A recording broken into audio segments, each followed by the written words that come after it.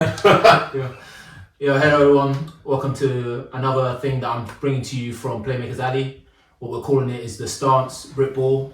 What I'm looking to do is get a collection of ballers who play in around the UK, get their different viewpoints and stances around some of the topical features that are occurring within the Britball scene. So we'll be touching on a variety of aspects of Britball, discussing what the scene is, and giving just some hot takes, some hot opinions as to what we feel and what the current scene is like.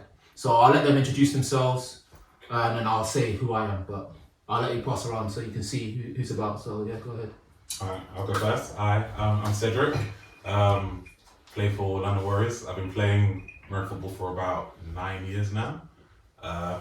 Three-time national champion on GB. So yeah, been around, so I know quite a bit, and also help coach at university. So yeah. My name is T. I currently am the DC for the UE Bullets, repping always. I also play for the Bristol Aztecs. I've played for, like 13 years at this point. A lot of seasons. We love this game. So. Junior. I play for the Coventry Phoenix, formerly known as the Tamworth Phoenix.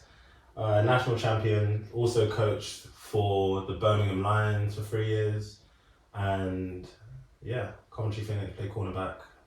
That's why, And me, finally, I'm Nelson Charles Rufo. I've been playing for about 7-8 years. I'm a one-time national champion, 3-time national finalist. I was head coach at the University of Birmingham program up until this year.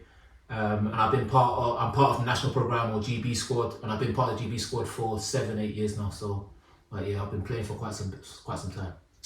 Accolades. You know. Accolades. I'm trying to be like you. I mean, I'm trying to get the national wins. I'm trying to get the national wins. Three-time finalist, but you know. That's really He gets. I don't know who you I will lost say, to. Well, I'm saying my. I know what we won. I know who we beat. That's what I do. In the semi-final. and it was during a time where football was different, in my opinion, but we'll get into that eventually. So, for those who don't know, like, one of the first things we're going to look to hit upon is, like, we're going to talk about what the general Britball scene is, and, like, if any of you guys feel like it's anything different, but this is generally what we put together for what the Britball scene is. So we've got adult contact, so adult, often referred to as mixed, but it's adult and it's mainly men's, and there's a separate women's football, although it's mixed technically. Then you've got UNIball, which is university football. We've also got women's football, U/junior contact football, flag football, that's flag football, the national program and its several tiers, and then we've got youth/junior flag. On the screen, I put asterisks against the ones that we're predominantly focused on. So as a collective that we have here, we're mainly going to be looking to discuss adult contact, university ball, and the national program, because that's where a lot of our experience lies, having played at the top levels here within the British game. As well as coached within the British game. But if things are particularly topical when we look to come together, then we'll touch upon these other aspects. But that's the general scene. I don't know if you guys see it as anything different, but that's generally how I see it. Sure. Yeah, I mean, I would. Shouts out to the women's game. Always got to shout out to the women's game. But yeah, I don't think any of us are involved with coaching it, so. Not as directly. much as. Yeah, so. I've watched games. The GB national team have some impressive games that I've seen, and then I think the Lions and the Warriors. Yeah, The two main teams that are driving things at the moment. I know Manchester got a pretty good team as well, but What's that, Cedric? What do you mean? No, I agree. But I feel I like might think that up. if you look at like the core pillars of the women's game right now, it feels like, especially if you look at the GB setup, it looks like it's mainly from Birmingham who've been the successful team. They've been the standard in women's football from as long as I've known it, and Warriors who are now. They've always been second, but then they've now taken over. Obviously, Birmingham's got their reign back. So I feel like those two are on a completely different level. And then the next levels are, I guess, the Manchester, the Leeds. Fair enough. So it's almost like not insulting. That's a bit of a strong word, but to put them in the same breath when they haven't been doing it for as long, it's like it's not. Yeah, I feel like for the women's game, you have to put Birmingham and London Warriors at the top. Yeah. And then everyone else.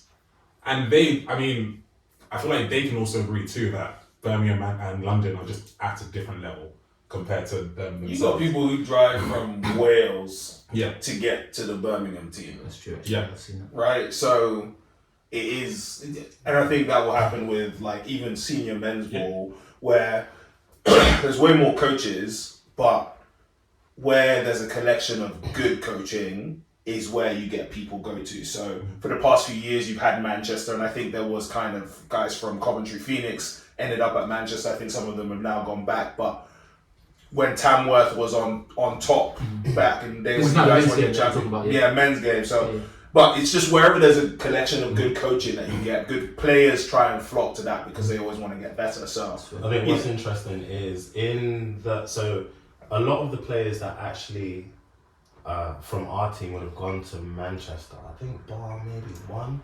I think the main person that would have led initially would have been Lenny.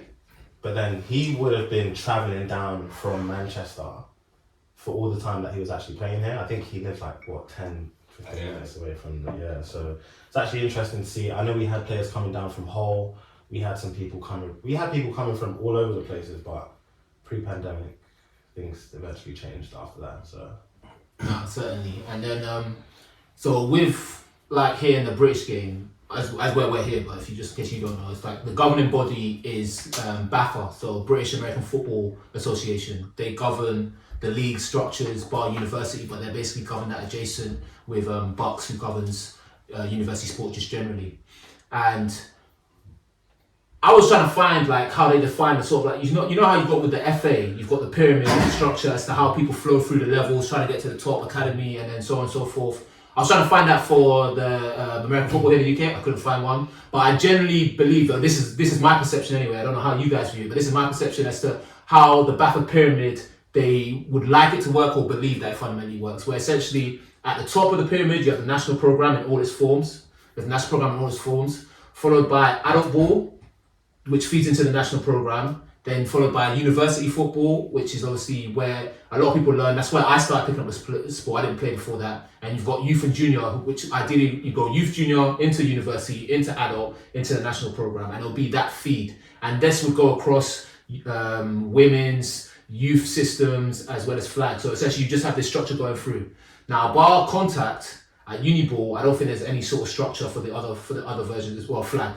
There isn't a defined structure for flag. There might be the odd team now that's getting popular because of the Olympics popping up, but there isn't a defined structure. But I don't know how you guys see this pyramid. Do you feel like it plays out this way? Do you feel like that's what like the unspoken pyramid is, or is it like it's not even something that you consider? Because I have like another one which is like reality, but I want to see what like you guys feel on this. I didn't actually play at uni, so I played junior ball, didn't play at uni, and then played adult ball.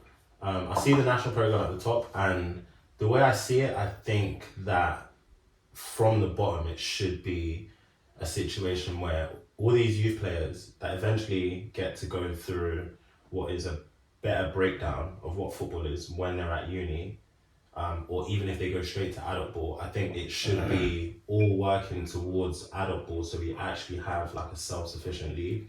I think those who then rise to the top will naturally play for the national program, and I think with time and it being an amateur league, if you're looking to go further, you're in the national program, for example, and you're looking to go further, then exploring options like Europe or elsewhere further potentially is always a prospect. Of course, there are always those people at UNIball who, if you happen to be a specimen or a significant clear athlete, then there's always the potential that it's like, okay, we'll limit this adult ball prospect and we'll see how you can go to America. But I think, in my opinion, now they're cutting it at every stage where it's like, okay, youth, junior ball, do you see yourself going to America even before you go to uni? And then at the uni stages, do you see yourself going to Europe or America? And I don't think there's anything that's specifically trying to fill up adult ball with players who are going to make it sustainable. I think that's all dying at the moment. Oh, your face is saying you completely agree with that team. Yeah, I mean, it's a fact though. Mm-hmm. Like, so thinking about this from a player's perspective and from a coaching perspective, what are the prospects for British players in the UK? The answer is in reality, it's none, because UNIball, so the way I would kind of look at the pyramid, I always move UNIball out because it doesn't quite fit into BAFA. Now, everybody wants UNIball to be grassroots.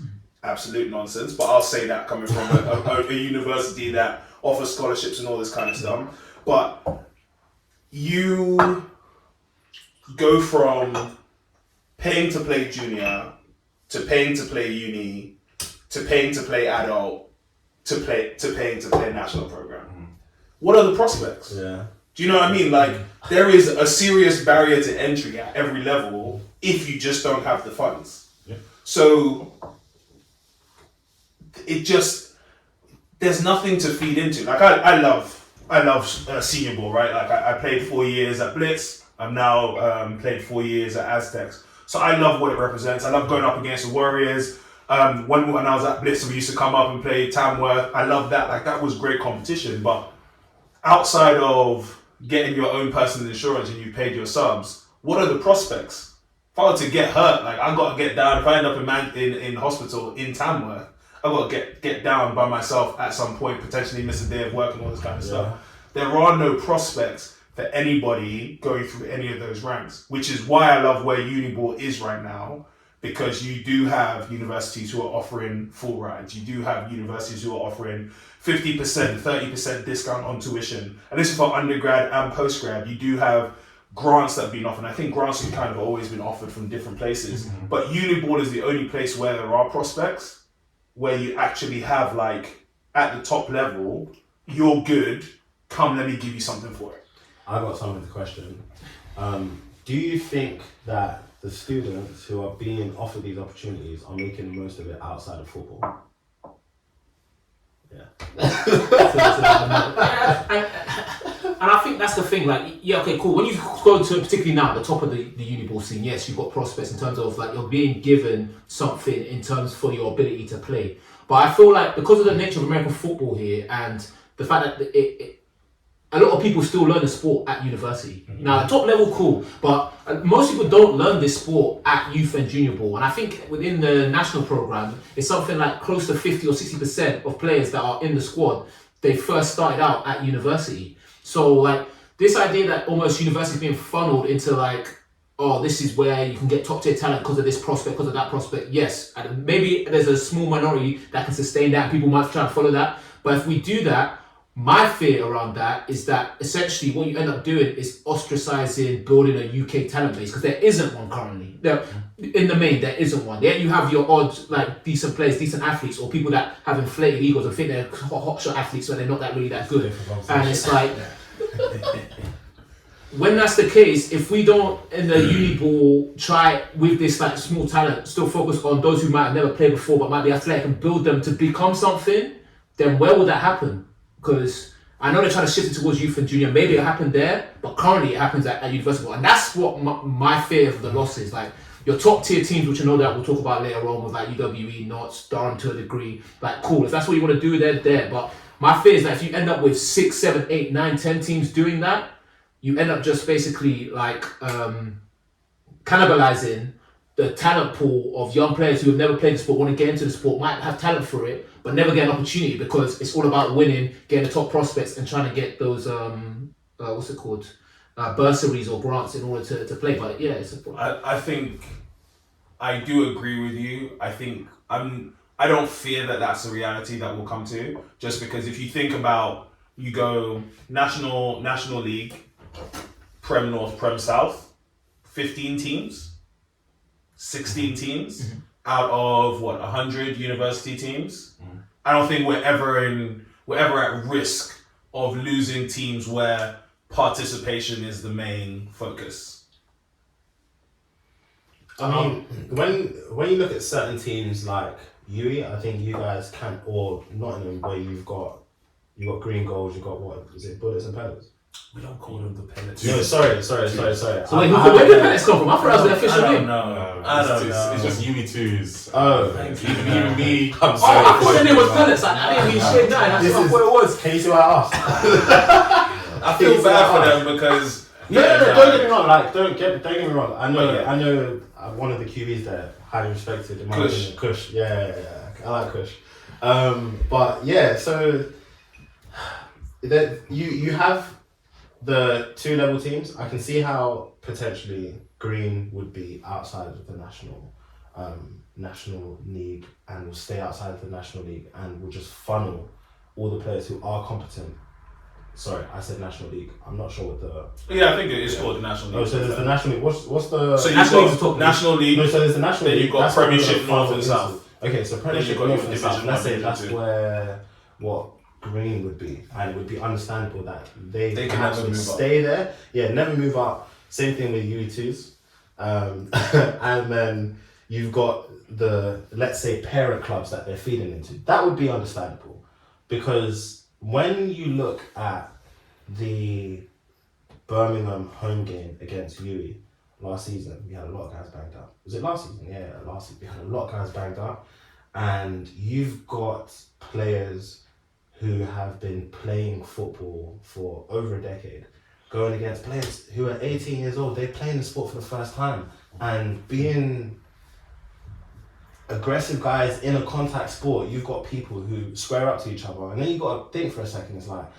he's 31, he's 18. Like, there needs to be some sort of balance, in my opinion, because you've got people who don't know what they're doing, going against people who have the quality to play in Europe, Former MVPs. and all that kind of, you know what I mean? And I feel like that I said some pain. No, but I feel like that also does sort of play into it a bit, because I mean, you can't. Firstly, like when it was first starting, when obviously there were the top teams with the money were getting all the sort of imports, the bursaries, the super athletes. So you want to start with grants? So your Birmingham Lions, who was able to pay Yeah, no, guys but for that's what I'm saying. years, So and they like, would be in university Yeah, no, for 5, and I 6, said- 7 years. Let's just start in the Okay, right then place. This was before my time. I No, was no, but that's what Don't care. But let's just start at the No, right no, but place. what I was gonna say is that like you're in 2 minds, because when it was first starting, I was like, no, this is crazy. But you can't knock a team for just using the facilities that they have. Like, don't get me wrong, like it is a bit crazy that sometimes you'll see there's a team that will have maybe quite a few more professionals, our but age then at the same time, it's like yeah. you can't knock, because at the same time, if I want to go back to uni right now, what's there to say that I can't I go and hear play it. football? I agree And- with that. And I know, I hear it, but at the same time, what I'm trying to say is that it works in the other way as well, where it's like an 18-year-old kid who may go up against, I don't know, me or T or someone like that. Thank you. If they then You did played that, the Cambridgeshire Cats. What did you do to them? that's crazy anyway. You played no. But let's be honest here, right? Because this is exactly this is a similar conversation. We go into adult ball where adult is considered 18 and up. There's no 18-year-old offensive lineman in the country that can block me. It's impossible. So what I was saying, Do you know what, Cedric? No, I hear You're what doing you're that. saying. I hear But what you're Cedric, in reality, saying. and maybe it's different They're not gonna from block you. exactly. Maybe it's They're not different gonna block from you. this skill position versus lineman. But I'm just saying, like, you know, I know what you you're still saying. got your No, legs. What I'm getting at is I'm not putting the burden or the responsibility on the teams. I'm putting it on the league, Yeah. because the league shouldn't put an environment where. So, for example, you've got your. I'm gonna name drop. At GB, you've got AJ Carr, younger than most of them. In terms of size, he's smaller than most of them, but he can handle himself. Yeah. And he'll make a lot of these bigger guys. Slot look stupid. receiver, right? Yeah, Yeah. He'll make a lot of these He's cold. big guys look stupid. I would understand where if it was Nottingham, for example, he would get graduated from green to gold and he would stay in gold because he's competent enough to play there. And that's why I would say I would put the responsibility on the league to try and do certain things where you don't have 30-year-olds going against 18-year-olds. But don't you think that's what they did though with introducing the National League? That's certainly Yeah, I'm gonna love to that. yeah. But I think there can be some fine tuning to it. But it's tough because at the uni game, it's if you're a student, you can play. There's no age restriction of being a student. Like that's what I'm saying. I completely hear it, and like To be fair, I also hear it. and like I'm not I against completely, it. but there's no sorry, age. There's I no will age say- restriction of being a student. I will say the example I am using was valid before the National League came in. Yeah, So you're they right. are doing 100%. those things. I actually like the way the National League is because I think if they did that With BAFA, then we'd really be talking in terms of the historic performing teams being in a national league and having the other teams that aren't consistently staying in their league, in the Prem, sorry. Yeah. Yeah. And that be the top level when you've got a feeder base of everyone who can then eventually pay for those teams. I think if this then becomes something that is professional, you've got this national league in BAFA with all these teams around the country. Let's say, Edinburgh, let's say, using this year as an example, you've only got one Scotland team. So everyone in the north already travels to Scotland. You've got one less place to go to. And let's say, for example, in the national league, you've got the Northern Division and the Southern Division, and then you play two different teams in the other division, two different teams every year. So for example, this year, Warriors go to Edinburgh and then they go to Tamworth.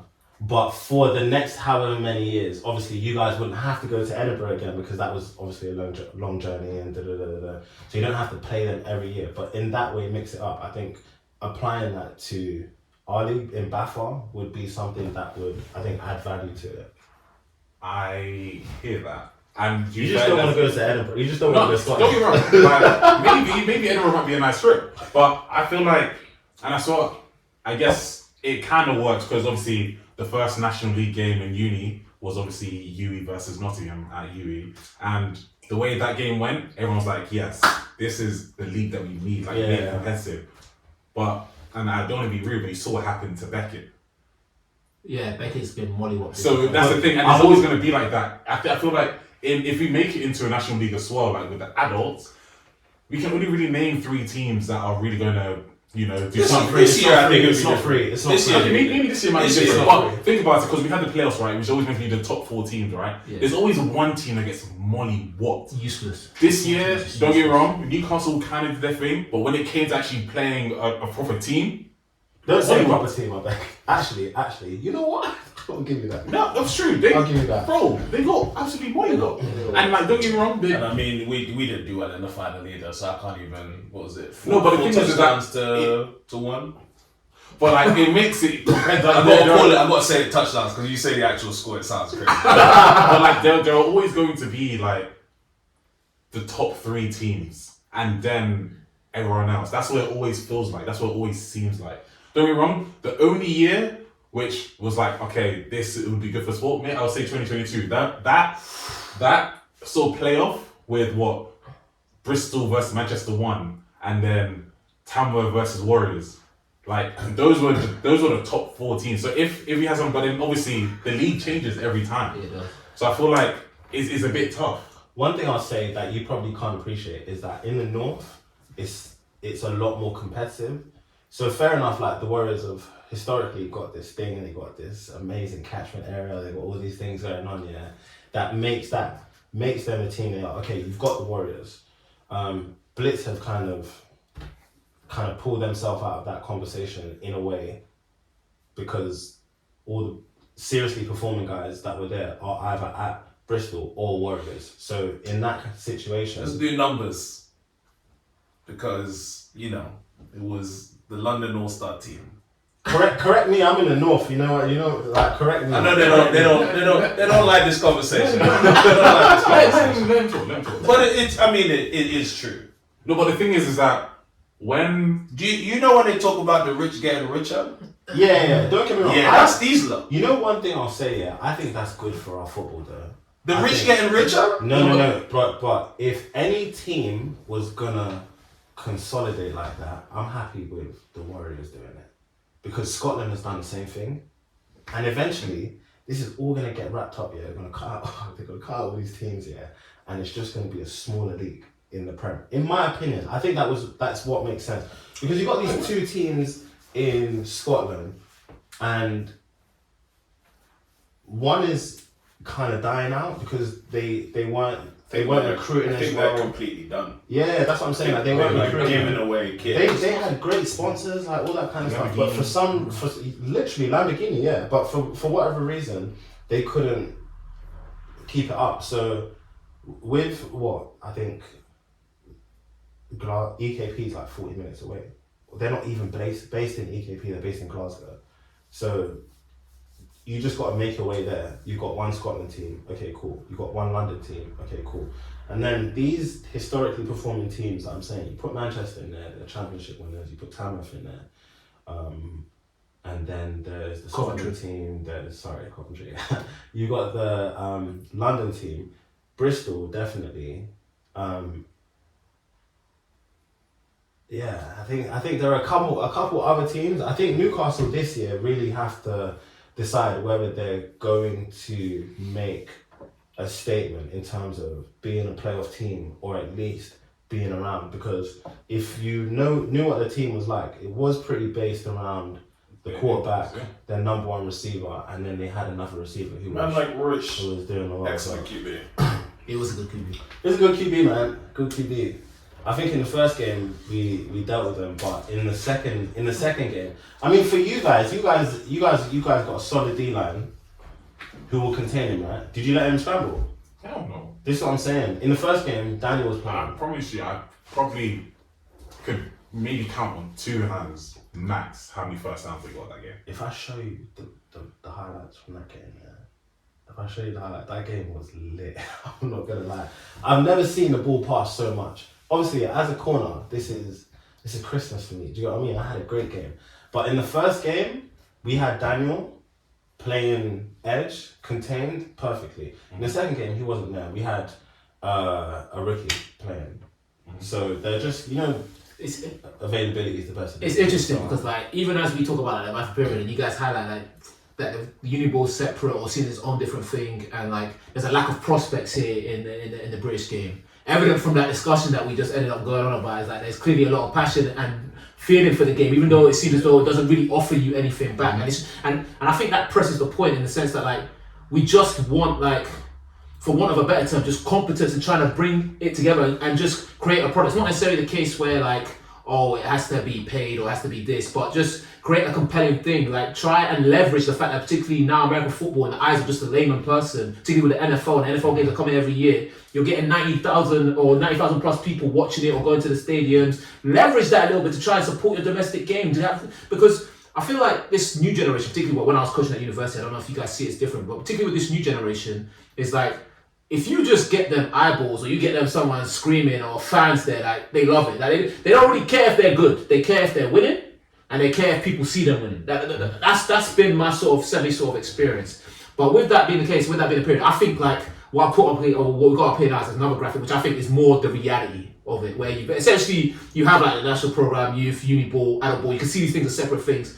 But they send you through the national program in the sense that they select people from UNIball and adult ball. But in reality, everyone's goal is just to go to Europe. Like that is everyone's goal. And like the plan when I like made this sort of like page and podcast as well to focus more on the British game, but you can't take away from the reality and the fact that like I remember I was at GB practice one time, and like now I'm a bona fide fan. I've been there for years, but there was one kid who must have been 18, 19.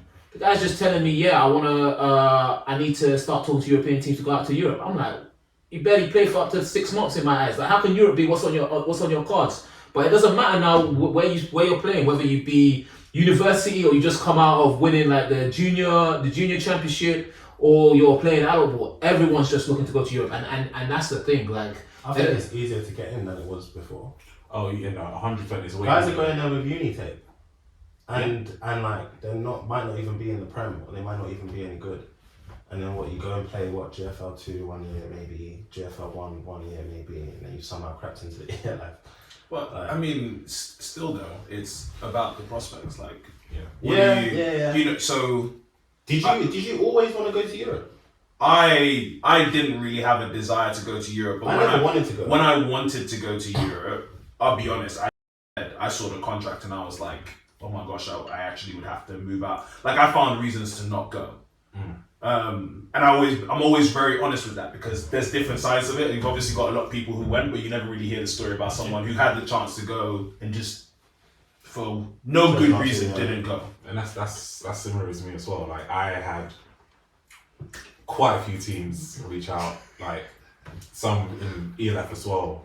But it was always the prospect of, actually having to move out, having to go out there for 6 months. It's a lot. Without going into detail, would you have been making more in terms of your current job?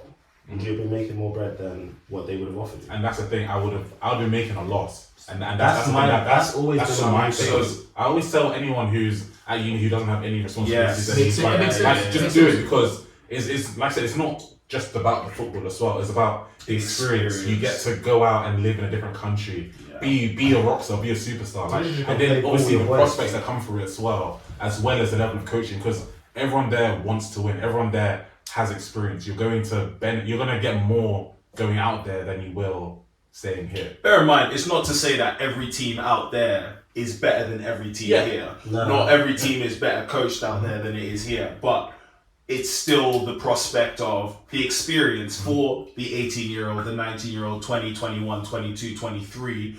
If you don't know what's next for you in life and you love football, why not do your best to become like one of the best players in Europe? Prime example is Glenn. Yeah, and that's what I was going to say. We have a lot of great British examples in Europe right now. Some great British examples. I like that. Yeah, because really and truly, think about it. The best player in Europe right now, as in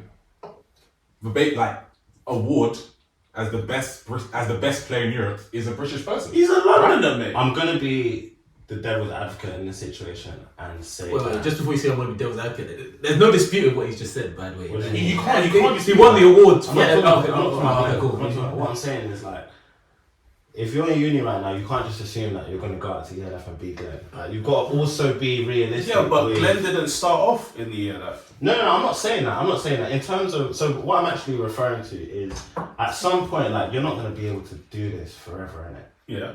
And in terms of what you're then going to do after, what are the prospects after? Because from what I understand, it's limited to coaching. Maybe you, commentating, something like that. Is that enough to sustain you for what you actually want to do and move on? I think that's a whole other thing that people got to do. I hear that, and I think that there is a realistic conversation to be had, and not everybody is going to be Glenn. Completely understand. But what Glenn has been able to do, and even another good example is Jay Jackson. I think both of them work in school. So Glenn is the head trainer for a private school. Okay. Jay Jackson is a teacher. So it works out in terms of timings for them that they can always come back and pick up where they've left off. But the idea of not everybody's going to go to the ELF and be Glenn. Yes, Glenn is a He's a unique prospect in general. He's an excellent athlete and he works on his craft. That's what he does. So, let's just say you have somebody else who is doing all that stuff. He's not the only example. David Izion, he went to Canada. Simeon went to Canada. Emmanuel Falola went to Canada. Max Parkinson went to Canada and the ELF. All these guys have also played in the ELF. So there are guys who, yes, maybe they're not thinking about 10 years, but if your dream was to be a professional athlete, which when I was a kid, that was one of my dreams. I wanted to be a professional athlete. All of a sudden, that dream is within grasp. And if it means that you start with a GFL 2 team and then the next year you're on a GFL 1 team and then all of a sudden you're on it, even if you creep your way onto an ELF team, if that's me, I'm looking back at the UK saying, I did it. Yeah. We talked about some of those first year ELF guys who in reality, not the best, but they did it. But they did it. No, don't get me wrong. I do agree with that. Two things I'll take away from that is I didn't know Glenn was teaching. And I think teaching is a very, very secure role. Mm-hmm. Whereas, I'm not going to mention anyone because I don't have anyone in mind, but I know some people who would go out and not necessarily have some sort of plan. And that's all I'm trying to highlight, because you might go out there and think, oh yeah, everyone's out here just playing football with me. And then you find out after a couple of years that the guy you've been rubbing shoulders with you has had this long-term plan or something like that. So that's what I'm trying to highlight. Some guys also moved there, right? Yeah. Right, so you have James Slack, who played QB. Yeah. He moved to Germany. I'm pretty sure he was a Midlands boy as well, but I played GB students with him.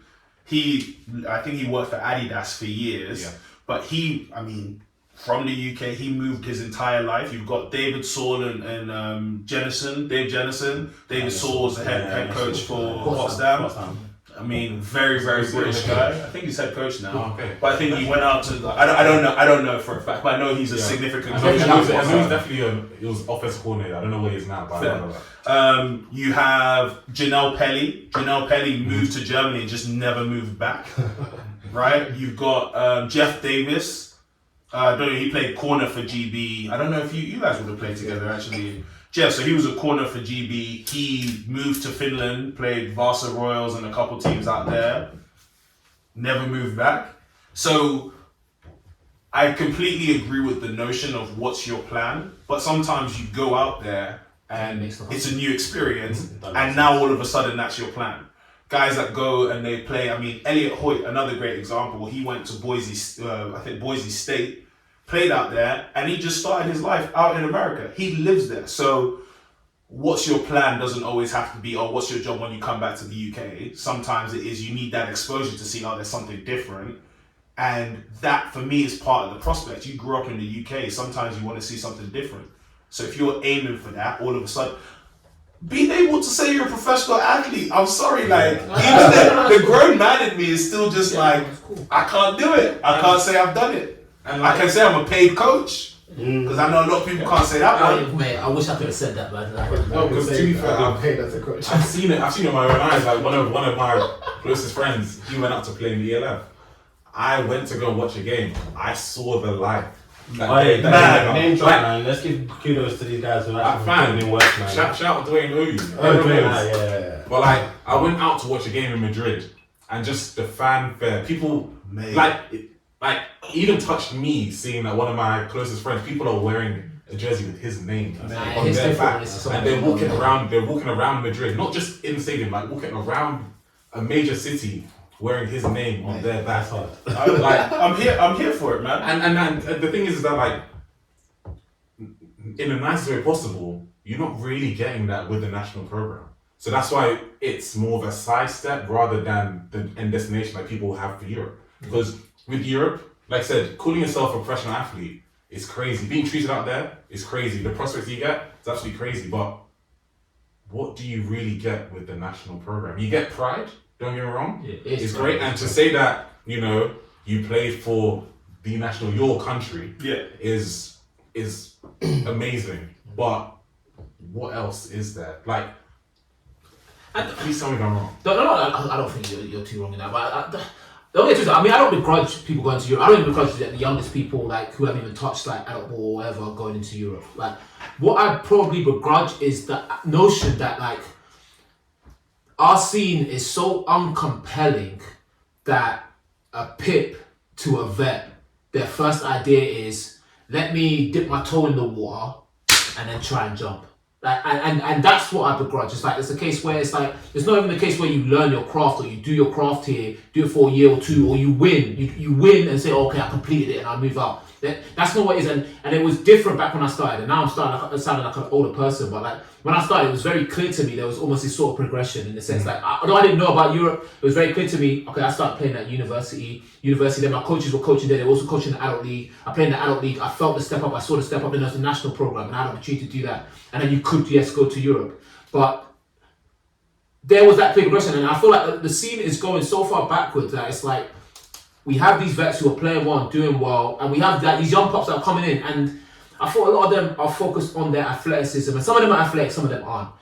But it's to the point they don't understand the game at all, to the point where it's like, having played against this European competition, having played against these like bigger guys, one of the things that I recognize that, like, even though I'm a large man, there are two larger men here sitting next to me, and I recognize in when I go out and play international football, I may not be the fastest, I may not be the strongest, I may not be the largest, but I have a job to get done, and how can I utilize that tool set and my IQ in order to get that job done so that I'm able to ball? Well, I feel like a lot of the players now, they're so focused on their athleticism and just like, oh yeah, I make plays, so I must be good. And it's like, you ask them a couple of basic questions like, oh, you're a linebacker, you're jumping into coverage. How are you reading this concept? How do you understand this concept? What's likely to happen? And they look at you like you're speaking gibberish. And it's like, cool, I get as an athlete you're making plays. Nelson, I have an answer for you. I have an answer for you. And how old are you? I'm 30. How old are you, Junior? 31. I'm 33. You're the youngest. I'm here. young. How old are you? I ain't 30.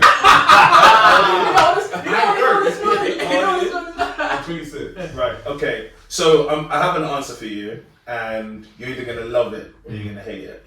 Probably. Right now, they don't love the game. I hate it. That's who doesn't love the game. As in Anybody you're talking about, they don't love the game.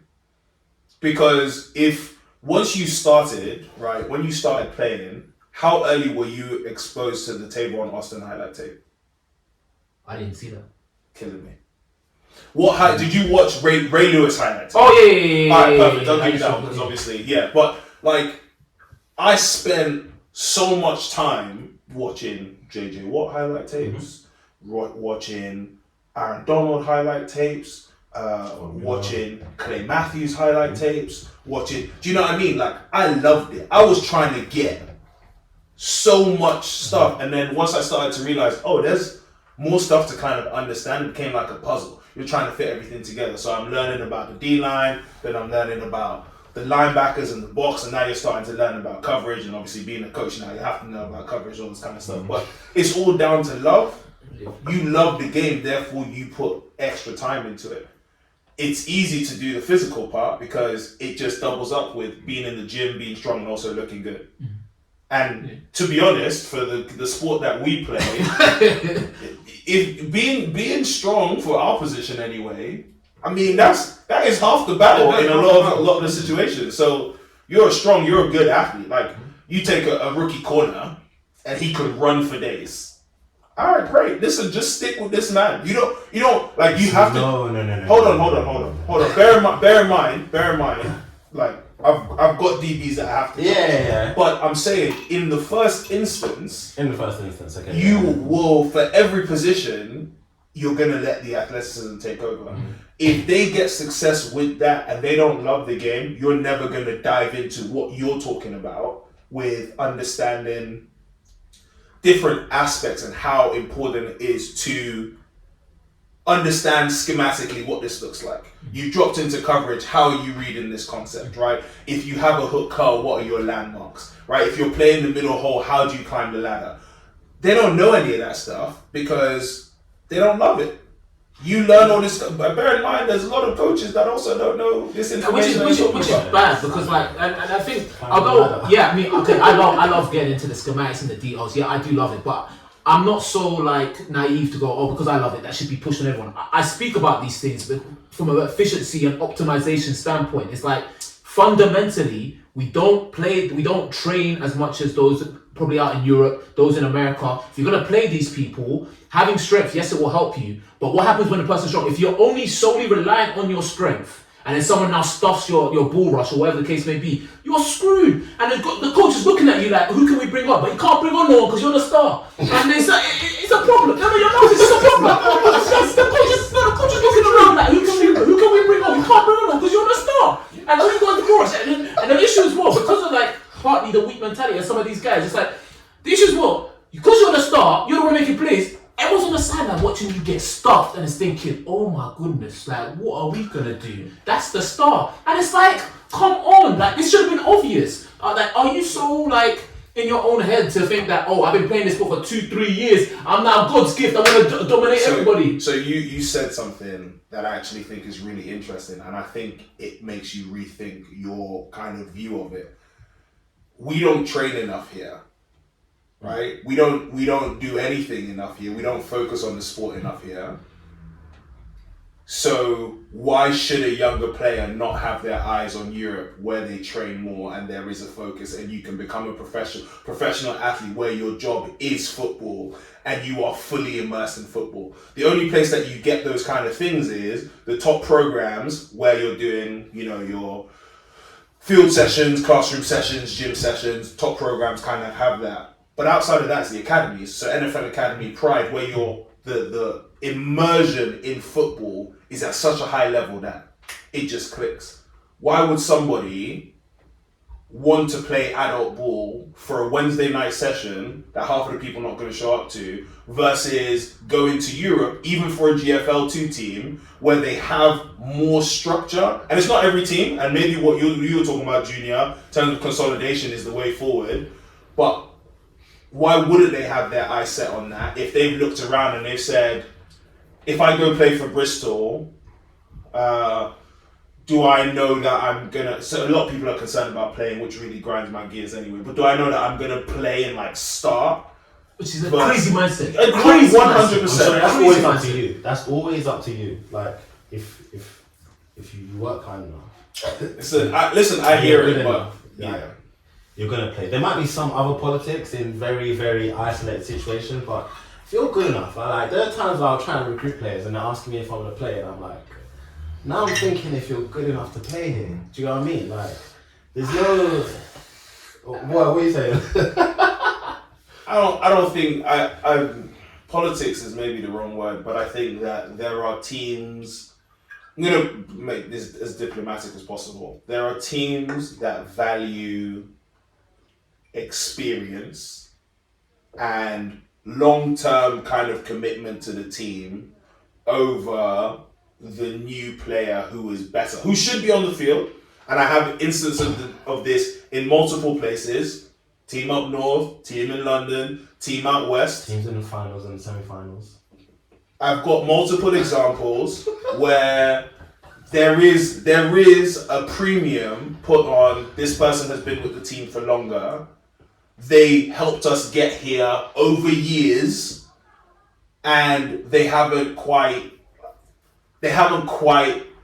gone off the edge. But you've got some young guns who are good to go right now, who realistically should be on the field. So I agree with you that yes, if you're good enough, you should be playing. But I don't even know if politics is the right word. But there's that. I just know that there is. I agree. There is it's fair to do things value. like that. Yeah, is it though? Fair. No, I think it's fair because at the end of the day, you're gonna, as a coach, you're gonna justify whatever selections you go with. It's gonna be justified somehow, but it technically does fall under politics. I wanna make sure that we get in, because we're gonna talk a little bit about UNIball, particularly with it being topical and. Sorry, Nelson. We've messed up the Don't even stress. Sorry, Nelson. I'm loving the back and forth, but like I want to get into UNIball because like particularly now we're going into the playoffs, so I just want to talk about it briefly. In UNIball scene, there are four leagues. We've got the National League now that's been newly created. We've got the Prem. I just want to firstly start off by saying, this is just a pet peeve of mine. Yeah. Why is the Prem not the top? Like, how can there something be after them? Like, maybe they should rename them. But how can there be something on top of the Premiership? To be fair, they only made it this year, so we've spoken So technically, National League is a fun name that is kind of, it's getting to be stuck because what we're actually called is like the Premiership National. That's not what they call it on Box Play. Are you sure? 100. I got graphics on Box Play. When we seen the whole thing, it was Premiership National. When we seen the like documentation before. That's interesting because on Box Play it refers to its National League. It just refers to its National League. League. Every top league for any sport in Bucks is labelled as a National League because all top leagues have to be. They can't be regional. No, I completely hear that, but like I said, maybe it's cool. I didn't know this until now that it was called the Premiership National. That's what I knew it as, and I know who's giving Kanye a hard time. Let's name this. Everyone gives it. Like, don't be wrong. Kanye is doing a great job with what he's doing right now. But like the one thing that everyone can be like, what the heck is? So how is there something on top of the like the Premiership is meant to be the top, the standard. So having something on top of that, don't be wrong. National League is great. It's great to watch. It's a great watch for those top 2 games that everyone always keys into. No, man, 4 games. I think Durham. 3. I was gonna say Durham not those games. Yeah, no. I can hear why you said 2 because of the fact that those games weren't actually filmed or shown. Like, so the only games you would have seen would have been the not. And I feel I'm like only saying like Durham do their thing because we saw them in the final. Durham beat nuts. Yeah. You know, And they beat- I know they're they on beat but us. it's not streamed. So 1914, baby. I think it was streamed. it wasn't streamed. The No, it was Sweden streamed. game. Not Sweden game. Yeah, it was streamed. It was at Yeah. Knots. It was on the UONsport.tv. It was on. It was, That's a barrier to entry, but we'll talk about that. You're absolutely right. Do you know what? Cheers, mate. On YouTube, all UE home games. I'm not gonna lie. I'm not gonna lie. Cheers, mate. Best. Better than onside. Best. From my perspective, like being like in terms of the actual games that I've played in and watched back, in terms of just the small things like name pronunciations, all this kind of thing, like on point. Cheers, mate. On point. Yeah, I don't know who. I really respect the research that they do into what they do, and like for example, some of the halftime interviews that they do, post-game interviews that they do. I really appreciate the time and research that they put into their craft because they seem to genuinely enjoy it. Whereas there's Shout some out Craig and Greener, Yeah. man. Special shout out. yeah no like I when I watch it, I'm like, okay, cool. I know that I'm in for something good. Like I know that there'll be some good quality. So actually, I feel like they've done some bigger games as well. I don't know if I'm not sure about. I don't know if they any have. big. Because- I'm so used to onside. Yeah, like, okay, maybe I'm thinking I'm getting confused because onside is like the main BAFA. Yeah. And don't get me wrong, like they do their thing, man. They do their thing. But Yeah. like I They respect need like, to get Craig and Greener to do commentary for all kind of big games in the UK. I think they are the best. And you know, you've got Simon Stockwell. He's doing this thing. I like. He's from Simon. London. Simon. But for me, He's- Craig and Greener, those two. I'm slapping Simon in there too. Simon, I think that he's very very good, and because from some of the games I've watched, he helps you, the viewer, understand what is happening. Yeah. Very very well, I like that. and I really respect that from him. Does love Nottingham. Yeah. So it just brings it back to the thing that the university. I mean, of course, that does he love did his Nottingham. So undergrad was he, there. was he commentating at this game? This one? Yes. Which one was? Is he the Simon man? is he looks like a lineman. Oh no, I didn't He's see him. He was commentating, right? Yeah, but at halftime they showed that. Oh, at half time. Sorry, Yeah. at half time. And I think he did some in the national final coverage as well. Yeah, I think if so. Correctly. Yeah. You heard me. Watch the Well, I mean, obviously, yeah, I told you that. But it brings it back to the thing as well where the UNIball it even seems to be organised better than adult ball at times. I think yeah, that exactly. every like in the next couple of years, all the effort is gonna go into Bucks. Like BAFA's just gonna be what it's gonna be, and all the effort is going to Bucks. And I see the smile on his face. He's like, yeah, I know, that's why I'm here. It's true because, like I said, is the feeder. It's meant to be the feeder, right? And like we saw, there's so many options that can come from UNIball. So why not focus on UNIball? You get what I mean? Like adult ball, really and truly, like we're grown men. Like what more can we really do? Don't get me wrong, there will be some unders, but the younger kids that merge into our game, the adult ball game, they're still of age where there is still many other prospects for them. They're probably still at university. Because a lot of the kids will play for their local team in the area that they go to university or where they live. With this prospect of going to Europe, with potentially going to America, all these other things, what do you think BAFA, like adult ball, will actually look like when we all stop playing? Because who's still going to be playing? And that's the question. That's And then if everyone's getting paid to play, who's going to pay to play for GB? that's the question. You saw the Germany's I was there. GB game. So I was there. We I played three it, of us, bro. we played. Oh, there you go. I wasn't at the Sweden game. No, no, Germany game. Oh, What do you mean? You got picked. Sorry, yeah, Sorry. That was the only incomplete pass from Germany. You know? Are you joking? All day. That's No the only punts. turnover. No punts. Only incomplete pass. It was a session. It was peak, man. We got worked. We got what? Sorry, we keep distracted. UNIball. We're here. So yeah, when I brought this up, it was interesting because like obviously with the new national league, so many teams changed. When I looked at the north and the south, so we'll talk about the Prem because that's the graphics we've got up right now. The north and the south, the teams that were there, like particularly the north, I didn't recognise half of them. I was like, is this Div 1? But no, they've just been promoted. You're laughing, but they weren't Div 1. They've just been promoted to. So like Liverpool, Newcastle, Nottingham, Leeds, Warwick. In fact, not a single one of them were in the Prem, to my understanding. You know, so from my understanding, I remember that Nottingham got promoted because they beat Warwick. I think that they beat Warwick in that final. Okay. But then obviously with the addition of the Premiership National.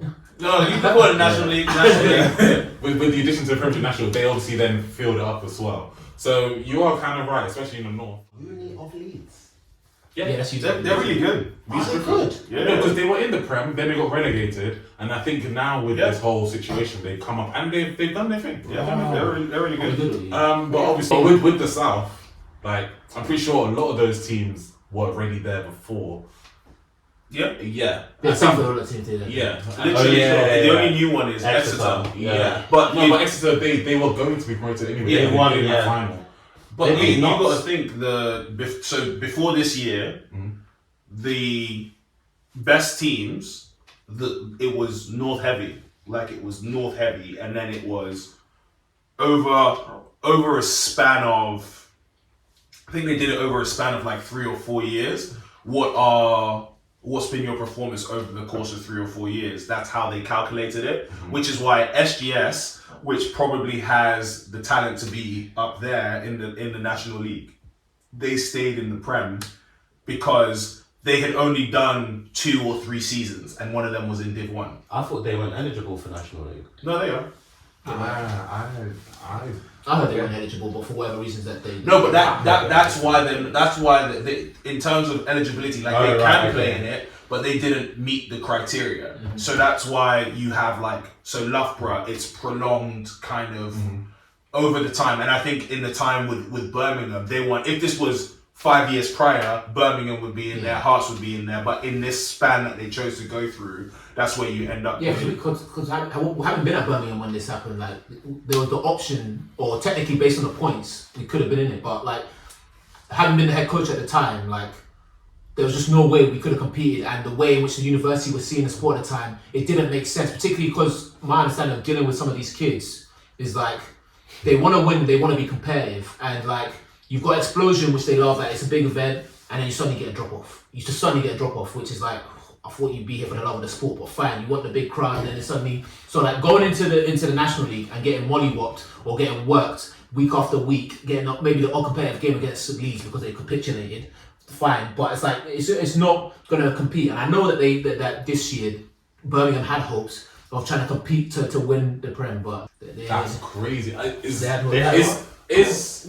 the table like the other way around? It's the literal table. No, I know, but I'm asking you. Yeah. Is the table the other way around? but you have to think every team that's in the South, what they said was, oh, if Yui's gone, we're fine.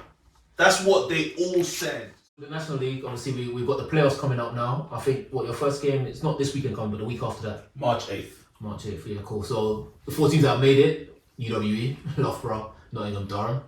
How do you guys feel like if the National League's been successful in what it wanted to do? Like, because I feel personally, even though I might have been hesitant towards it initially, I feel like it's been successful. Like, for the most part, you've had competitive games, like quite competitive games, and there's been more competition for the top teams, and it's like, yeah, it's opened that up. I mean, UWE and Nottingham split. Nottingham and Durham split. Loughborough, extremely well coached team, held us to 44 points, which outside of That's so crazy. Like, I couldn't hold that. No, but outside of Nottingham, nobody's done that. Yeah, but it's the way you said held us. Yeah, I mean it. I mean, they held us to 44. They held Nottingham to 35. It's. I think.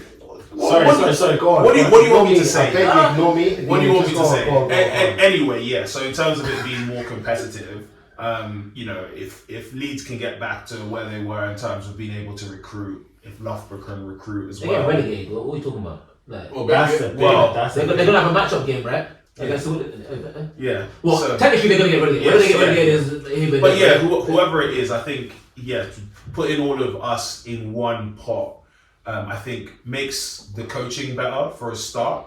So me and Alec Glenn, like I sent him a message after the game and say like really enjoy like having to go up against you because it's What, the not. Leeds coach? No, Alec Glenn is the OC for Nottingham. Oh, And then same thing with Coach Danny up in Durham, and I think it's what's his name, Monahan. He's the O-line GB assistant. Yeah, He's the OC for Durham. But like being able to just like chat to them and say, great to go against you and all this kind of stuff. We have stuff that we need to prepare for, but also because of the level of players that we have in this league, you can't just do vanilla stuff anymore. Being able to coach guys who have played for years and played at great programs in the States or played in Europe, you have to come with answers. Like, I've got to come with an answer for number 19, Silas Starr, who played at Stanford for Nottingham, for instance, right? So, like, you have to come with those answers, and I think that, unfortunately, there are games that, when we've played in the past, where you don't have to prepare as much, whereas, like, we went 4 games on the trot, and it was 5 days of prep for every game that was going through, with somebody kind of preparing in the background for Nottingham and for Durham. Must be nice. I'm not going to complain. I'm not going to complain. I think that's what secretly everybody wants to be able to do. So yeah, I think it's been a resounding success. And then obviously for expectations in terms of the final, like I know me, I expect it's probably going to be UWE Nottingham. Although I think Durham could win the semi-final personally. I was going to ask who you see going through in that other fixture. You already know I can't answer that question. Okay, you don't. So here's what I say. Considerations. I think that Durham on their best day are an amazing team. I think what we've seen in terms of matchups making fights, Nottingham, I want to play Nottingham again because we're split. Yeah, I'm looking forward to that. That's what I want, and I think that everybody likes that. But that semi-final is going to be heated between them, and then the final is going to be heated. So you end up out of two of the 3 games. And like I said, I love Loughborough, I love the coaching, but it's not at the same level in terms of when we're doing recruitment and all this kind of stuff. Just isn't. They held you to 44 points. I mean, it's true. But yeah, so I'm looking forward to play whoever. The preparation is always the same. But because we're split with Nottingham, I think that for everybody, this path is the best way. Like, if you had us playing Nottingham now, that would also be a good game. Us playing Durham now, that would also be a good game. But because Nottingham and Durham are split, and us and Nottingham are split, I think if you end up with Nottingham edging them out and then we play a final, you then have kind of 2 of the best possible 3 games. Yeah, I think it'll be good games. Well, getting on to like our final topic, which will be essentially a little bit about the GB, just GB, our experiences in GB, the GB structure. Obviously, we're in a new cycle, so like in this current iteration of GB, so our head coach Jason Scott been the head coach now for I think this is this the 3rd or 4th year? This is our 4th year. He started in 2021. So this is our 4th year. So like in this current iteration, there are some good things, some bad things. That is always the case. I think our record is 2-3 or 2-4, something like that. 2-3, and then obviously our latest game against Germany, we got worked. But how do you guys feel like your experience of GB is, like the new cycle? What were you guys' thoughts? I think there are players who are, again, you've got this generation, right, of players who didn't have the same prospects and they held it down in the UK. And I feel like there are a lot of these guys who are around still playing football for different teams that aren't interested in GB because GB hasn't paid them back in different ways. Whether that's been not making teams for whatever reason, or let's say the selection process just breaking down somehow, whether it be communication, feedback, or something like that. But a lot of these guys, especially from the last group of guys, a lot of them have just chosen not to come back. And if you're under 45, you don't have to try it again. So you should just be able to come back. But for whatever reason, a bunch of people haven't. I think one of the reasons that people haven't is because we were working towards this European cycle, and the cycle is like a difficult one. It's like you've got 1 year of qualifying, then you have another year of seeding, then you have the championship. So we've just, I believe, had the championship year, or the European championship year. We lost both our games. We're essentially rocking back towards the start again. A lot of people who are older, it's like, I already have some sort of gripes or slights with the program due to like having to pay or whatever the case may be. We're not winning. I'm now meant to be playing some considered minnows. Like, what am I coming out here for? Like on a weekly basis as I'm getting older, and they just like decided to step away from it. But I think it's easy to look at things like the cost when we didn't win any of the games last year. You guys paid a lot. You guys paid a lot of money. I think win or loss, you guys paid a lot. I'm not gonna lie, me personally, I haven't done a lot of things that I haven't had to straight just pay for in football. Because I've always, this whole like, I appreciate some people look at this and they're like, I want to be a professional athlete and all this kind of stuff. But me personally, I actually just saw this as a hobby. I didn't know the prospects. I didn't know about GB. I didn't know about Europe. I found out about Euro players in like 2020, 2021. I thought they were hand selecting guys out of the country. So I didn't know there was this whole, let me just put my best plays online and then tell them that I run 0.2 seconds faster than I actually do, and say I got the you know people are doing this. Say I'm 2 inches taller than I am, and then see who actually shouts me. No, so it's slightly different in that way. But I feel like, is he ready? Okay, the GB setup is very interesting, especially this year, but I think it kind of ties into what Junior was just saying, where obviously after the Germany-Sweden games, obviously Sweden's heartbreaking loss. Germany, we kind of knew what we were getting into because they are a formidable team. People were just like, they don't want to start from the beginning again. So right now it feels like we're at a developmental stage, which is then causing quite a lot of people to maybe move away from GB.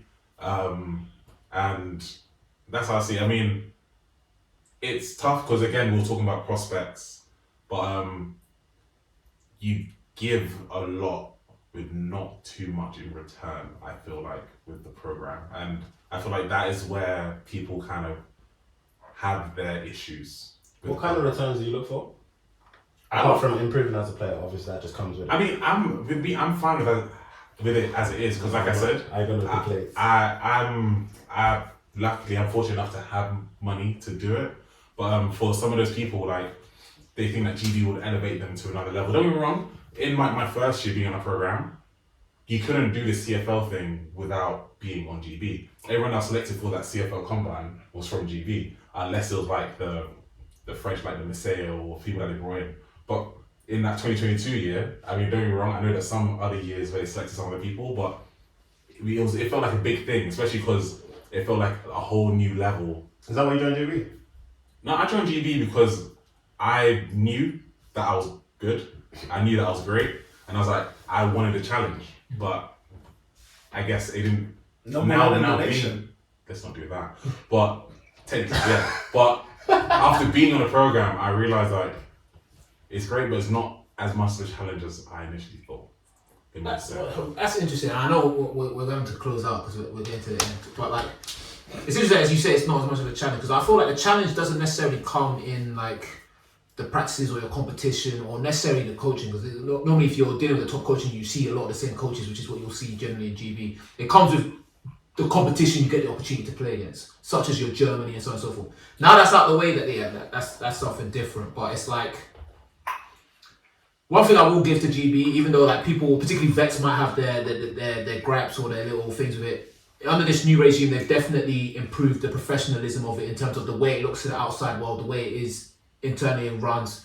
Like, although there's a lot of opaqueness to it, and I can have my gripes around that, in terms of the product and the perception of the product outside to other people, they've improved that. And I can say that I haven't been part of it now for 7 years and been through like 3 different iterations. Undoubtedly, it's better than what it was when I first started, but can it be better? 100%. 100%. But like, with time coming to an end, we'll have to close out there. But like, I appreciate you guys all for coming through, giving your opinions. We'll have a quick roll call just to close out, and then I'll give a few closing statements. But like, yeah, go ahead. Okay, we'll start another thing. Bye. Bye. Yeah. Bye. Thank you. Love it. Coventry Phoenix, Butts Park. See you guys there. Get out of here, man. Well, I hope you guys have enjoyed this, the first episode of The Stance. Got plenty more coming up for you. We're discussing different aspects of the Britball scene. As we touched on today, like, look forward to it. I look forward to getting these guys' opinions and viewpoints, being ballers that they are, playing out here in the British scene. Catch you guys later. Cheers. Sick. Thank you so much.